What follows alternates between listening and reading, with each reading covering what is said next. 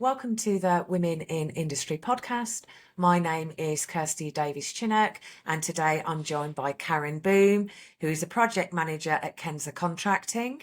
Kensa Contracting are an award-winning specialist delivery partner and contractor for communal heating with district ground source heat pumps. And Karen was also the founder of She's Electric. Welcome, Karen. Lovely to have you with us today. Good morning. You're very welcome. Tell me about She's Electric, because the notes I've got on this, it's absolutely fascinating. How did you start She's Electric? Long story short, I was at a point in my life where I had a bit of a midlife crisis. I had a very successful career in the IT training industry and travelled the world. And then I got married, had children, had a career break, and then felt a bit lost. My best friend emigrated to Vancouver and asked me to look after her house while it was being rented out. I needed to find an electrician to do some work, and I really struggled to find somebody who didn't tell me that it was a small job and they weren't interested, or made me feel very insecure and a little bit stupid. So I decided that I'd research how easy it would be for me to get into the electrical industry, because it seemed like a great opportunity. And I know from speaking to lots of people that there's a big demand for female tradespeople. So I went off and did some training, and then I started my own company and worked for myself because nobody else would employ me. So I employed myself. So Seems fair. Yeah, but having a good qualified, experienced tradesperson is it's the pot of gold at the end of the rainbow, isn't it? Whether it's an electrician or a plumber, once you've got one, they go in your little black book and you never let them go. So there's huge demand out there. And you're right about women tradespeople as well. I feel much more secure if I'm at home, having a boiler serviced or some wiring done, if a woman knocks on the door rather than a bloke I've never met before. Absolutely. And it is a scary statistic, actually, that it's not just women that would prefer a woman. Men would prefer a woman because they would rather know that it was a woman that was coming to be with their wife and children than a man. And that's really scary when you say that out loud, but it's true.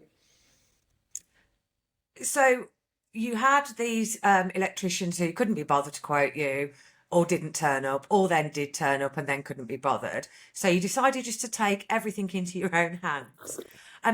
You said no one would employ you. Is that because you were newly qualified? Is it because you wouldn't fit into their culture? Did they not give you a chance? Did you have any reasons? I think it's more to do with the fact that, yes, I was newly qualified. Also, I really didn't have any practical experience. I would have worked for free for somebody, a couple of days a week if they'd have given me some experience. But at the end of the day, I guess who wants a 40-year-old woman that they don't really know? I'm not proven. I've got no references for electrical work. And I was too old to be an apprentice. Nobody would employ me as an apprentice because I'm too old. So it's kind of like, because I think it's fear of the unknown, isn't it? Because there are no role models out there for this kind of stuff. There are no, it's not something that's ever been proven before. So it's, the fear of the unknown. And it took me a while, actually, and it was through social media that I ended up actually chatting to another Sparky who was like, I think this is great. And I'd love you to come and work with me, not for me, but with me, because you are the pot of gold at the end of the rainbow. Who's not going to want a female tradesperson? And so, but it took me a while to get to that point. And also, I guess, just to have the confidence to stick my head above the parapet, not for fear of not being shot down. Because there are a lot of very chauvinistic people out there who would just be like, well, she's not going to know what she's doing. What does she know? She hasn't done a tried and tested apprenticeship, so surely she can't know anything. You can't teach yourself that. Well, you can actually teach yourself an awful lot. Well, you can do. And there are so many college courses that you can just access as an adult learner. And a lot of them are, if not free, really sort of cost effective on lots of trades. And going back a few years, before your time, before my time, that's how people learnt things. Yeah, They left school at 15 in the 50s, went and worked in whatever shop they were. And if they wanted to do something else, they went to night school for it, and absolutely. got qualified that way. So it's not like it's not been done before. The previous generation to us, that's how they learnt new things. So when you set up your own business and started to get work, did you have a mix of domestic and industrial clients, or did you focus more on one market than the other, or did you Um, take whatever job you could get? no, actually, because when I had my career break, I did quite a lot of community work. So I was quite well known within my town where I live in various different circles. And once people found out that I was qualifying, my phone just started ringing. And I didn't need to. People say, "Oh, do commercial. That's where the money's at." But I'm 5 foot nothing. It's not really in my makeup to go swinging off scaffolding and throwing cables around a factory. I'm much more suited to working for people in their homes. Doing a mixture of small jobs and renovation projects and just yeah. I mean, there's a very lucrative market for that. So I never, no, I did get some commercial inquiries. I had a network of other sparkies and I just used to throw it their way because it wasn't really my bag. And that's it. And being able to work for yourself and pick and choose the jobs that you want to do, that you feel confident doing, and that sometimes not taking the ones that you're not physically suited for, is a really strong position to be in. Did that sort of help boost your confidence after your midlife crisis, in inverted Oh, commas? massively. Yeah, massively, because it is very empowering. When I was growing up, I desperately wanted to be a policewoman. And I couldn't be a policewoman because I was too short and there was a height restriction in those days. Funnily enough, though, they let me be a special constable. I'm not really sure how that works, but anyway, and then that was a bit of a dream shattering thing. I was like, I can't do that. And then I desperately, when my kids were little, I really wanted to be a paramedic. But the shift pattern would never work with small children. So I didn't do that. So I kind of have always been drawn to helping people and fixing things. And actually being an electrician, to a lot of people, you are the fourth emergency service. That's exactly what you are. Because you go to people, especially elderly and vulnerable people that have no power or they have no lighting. Go in, you fix it and you walk away and they're so grateful. And it's a really nice feeling. It's a feeling of you're helping, you're making a situation better when you leave than you found it. So yeah, it was very empowering. And actually, that made my confidence grow and grow and grow. I mean, in the early days, I used to dread it. If the phone rang and it was a client that I'd done work for the same week, I'd be like, oh no, what's happened? Maybe the house has burned down. Maybe the lights have blown up. And I used to answer the phone with trepidation. I'd be like, hello. And they'd be like, oh, Karen, I just wanted to let you know that I've given your number to my friend. Or, oh, is there any chance that you could pop back next week and install another light? Because I've decided that I wanted to put another one up. And it was that constant, I live in that, I guess maybe some of us do live in that insecurity of thinking about what could go wrong rather than what could go right. As my grandmother would say, you're waiting for the other shoe to drop. Yeah. It's as somebody who relies a lot on their electrician at home. Hi, Kevin. I get exactly what you mean about the fourth emergency service. When my son lived with us, he decided whilst in the shower to clean the shower drain. Well, one, great that he's going to clean it, but two, he took the whole thing out while he was in the shower. So all the Oh, shower water came through the ceiling oh no. in the boot room, into the hallway, and it was just, I'm running upstairs, banging on doors, telling him to turn the shower off. Plumber had to come out, electrician had to come out because it had gone into all the lights, all the smoke alarms that are connected, and it had killed one of those. And that was a Saturday morning, and I was, yeah. So But they came out and they made it better. They fixed it. Yeah. So it really is, if you look at the basics of human nature when we're at home, we want to be warm. We won't talk about energy costs, but we want to be warm. We want to be safe. And we want to be able to do things like keep the food in a freezer or a fridge and then cook it and make a cup of tea. So when the power goes, it really is, everything stops, particularly with technology and us all being connected to the internet. Absolutely everything stops when you have no power. Yes. And until you are in a power cut, you don't realise exactly how much you rely on it. You go, oh, well, in that case, I'll just go and, oh, no, I can't.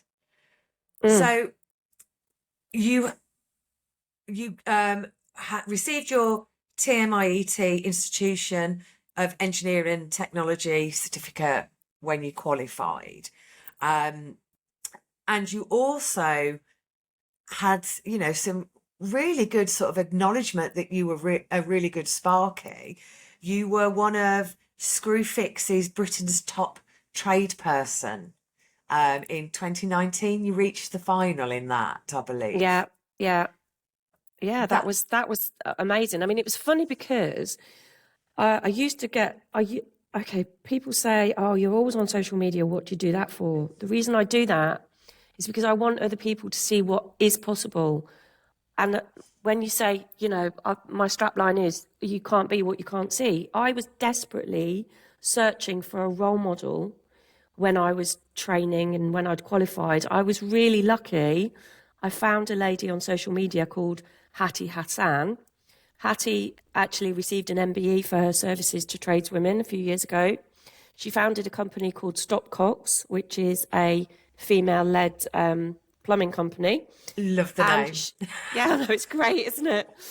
And she's also out there on social media championing the fact that, the construction industry is a great place to be for women. We have so many, what I'm going to call soft skills to bring to the table. We have empathy and compassion and vision, as well as talent. There's nothing a male sparky can do that I can't do. So I was out there on social media, and a friend of mine actually invited me on a podcast, and he said, oh, can you, on the back of this podcast, can you just write me like a 500-word synopsis of everything we talked about, because I'd like to publish it, blah, blah, blah. And I did that. And then almost the very next day, I saw this, I was in ScrewFix, and I saw this advert for could you be Britain's top tradesperson? And funnily enough, part of the entrance criteria is that you had to write a 500-word sort of synopsis of why what set you apart from everyone else. And you went, here's one I prepared earlier. So I went, here's one I prepared yesterday. And I just did it on a whim. I never expected it to go anywhere. I just thought, oh, well, I'm going to do it. And I was absolutely gobsmacked when I got contacted by their media department and said, oh, we'd really like to put you through to the quarterfinals. I was like, oh, okay. And I have to say, it was really good. I mean, there was 10 of us that made the finals. We got treated like royalty. We went to ScrewFix Live. A cameraman followed us everywhere. We had an interview with a panel. And it was a really good day. And although I didn't win, the actual top tradesperson, the guy that did win was very deserving. As were all the other finalists. And yeah, it was a really good. I kind of felt like I'd achieved something. It was really good. You obviously have spent time building what I would call your personal brand on social media. Yeah. And having a personal brand makes you visible. As you said, you struggled to find a role model when you were training. You're obviously now visible, and you're going to be a role model to other people, whether it's in construction as a whole, whether it's in electrical contracting, whether it's in heat pumps, which is something that you're doing with Kensa Contracting. And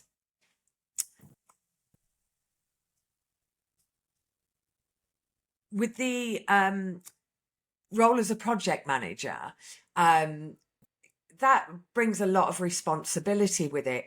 But I see you on social media with a brush sweeping up after your team. Yeah, absolutely. So, what's your favourite part about being a project manager? Is it working with the team? Is it achieving the end goal? Oh, it's everything. It's really exciting when I see. So last week I see a diary date from my boss, site meeting, this day, this time, and I think, right, that's great. So it's almost like getting pregnant. So like now I'm pregnant, right? So I go to site, I meet my boss, we meet the client, we do a walkthrough, we sit down, we talk about logistical implications of what's going to happen, and we put a timeline together. So that, and then we set up a project number and we populate the folders with information. So we go off, so one of the things which I find fascinating, when you're about to drill holes in the ground, you have to do a thing called an OXO report, which is tests for unexploded bombs. And then you have a geology report, which tells you roughly what the drilling conditions are going to be like. And then there's nothing more exciting. The day that the drill rig arrives on site, so that's almost like going for the scan. It's like, all right, we've gone for the scan now. And it's big equipment. It's a highly skilled job these drillers have. And I guess for me, it is a big responsibility, but I love rising to that challenge. It's my job to make sure that the site is safe and we're conforming to all the health and safety, the CDM regulations. We need to make sure that there's an awful lot of paperwork that has to go into place. We have to get risk assessments and method statements from all the contractors. We have to make sure that they are actually qualified to do what they say they're going to do in a safe manner and nobody's going to be injured. Then we have to make sure that we don't hit any services, because in the ground you've got gas, electric, water, fibre, data, communication cables, and we have to make sure that we are following all the correct procedures to make sure that none of those get hit. And then I just love that team collaboration. I mean, I am also known as the sausage roll lady. I think there's a compliment in there somewhere. I was going to come to the sausage rolls in a bit. Can we just go back a bit? I don't want people to think I just wasn't listening when you said unexploded bombs. Yeah. Now, being in the centre of Birmingham, a few years ago, we had one dug up about 5 miles from my factory. That they did a controlled explosion. So these do happen. Yeah, they do. Wandering about under the surface in the UK, and are found sort of every few years. Have you ever come across an unexploded bomb? Not yet, fortunately. But, I'm waiting because then it'll be like kaboom.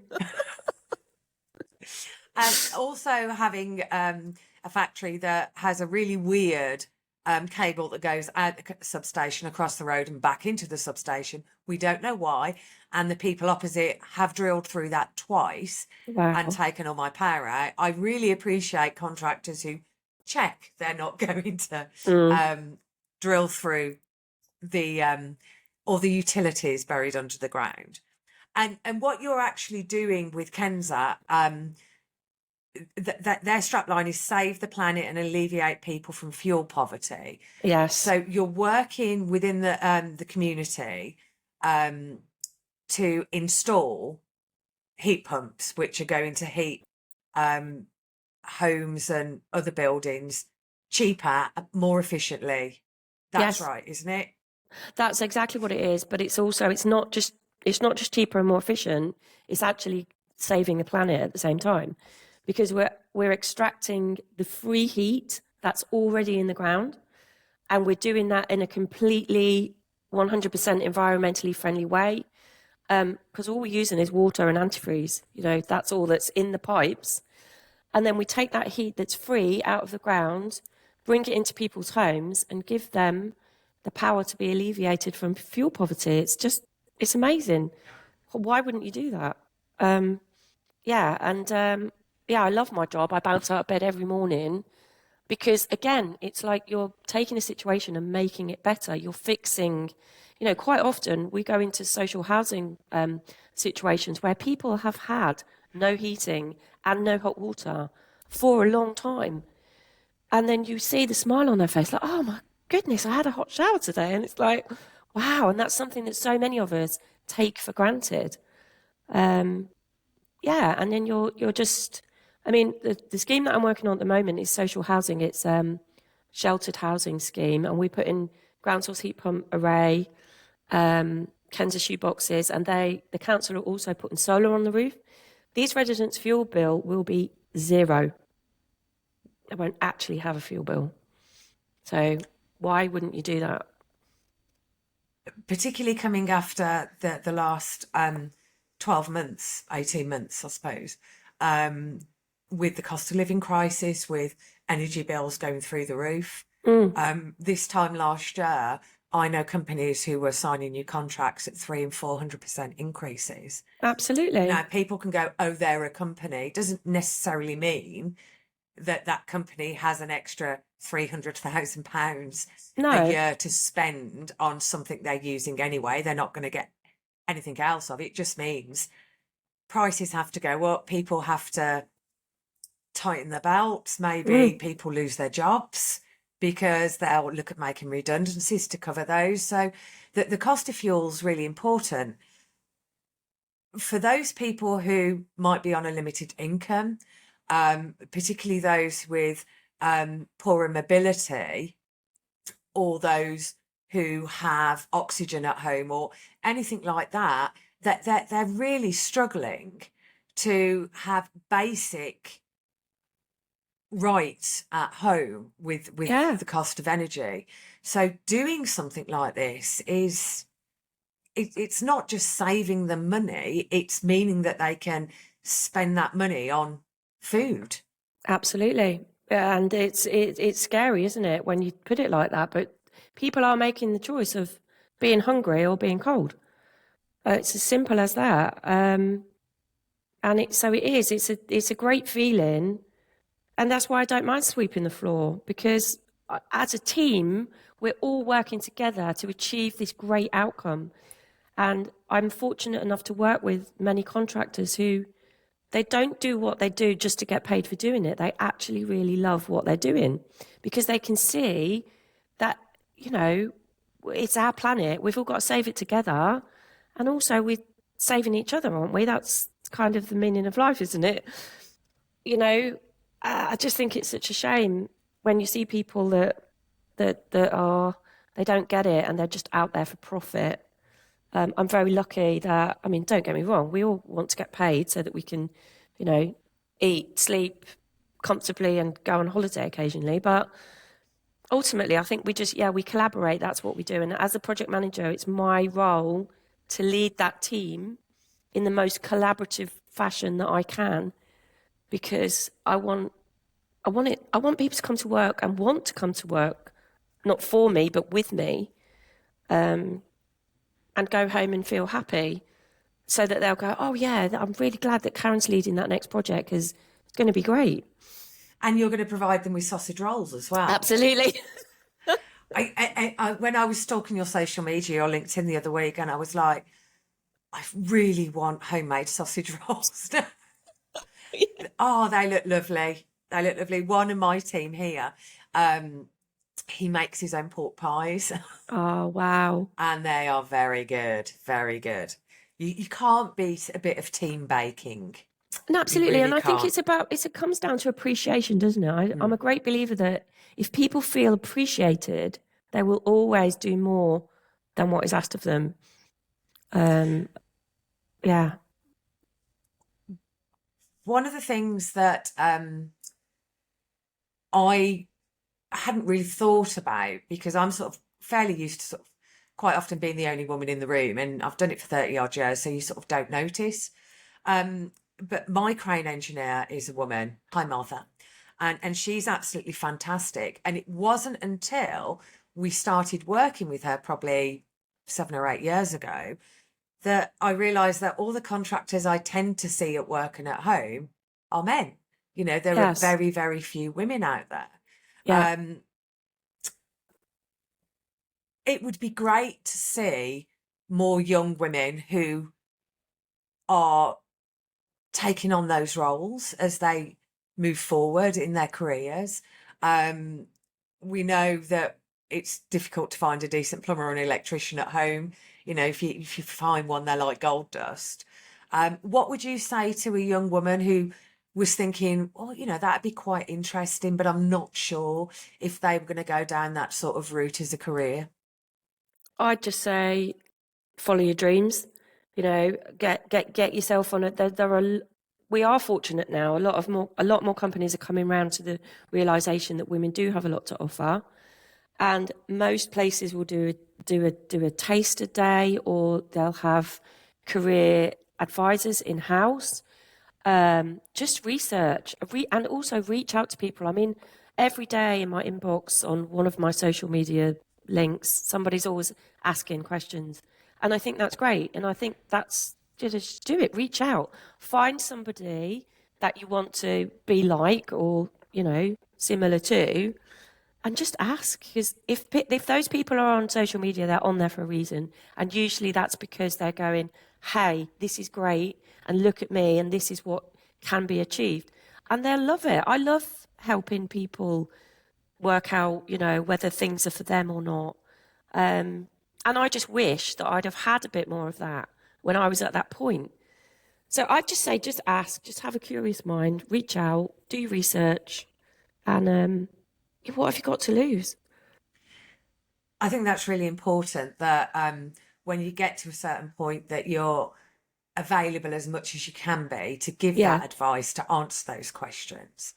And staying on advice, finally, what's the best piece of advice you've ever received?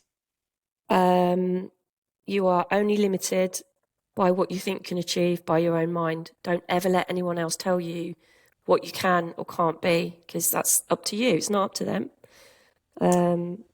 Yeah. And also, they don't serve alcohol in prison.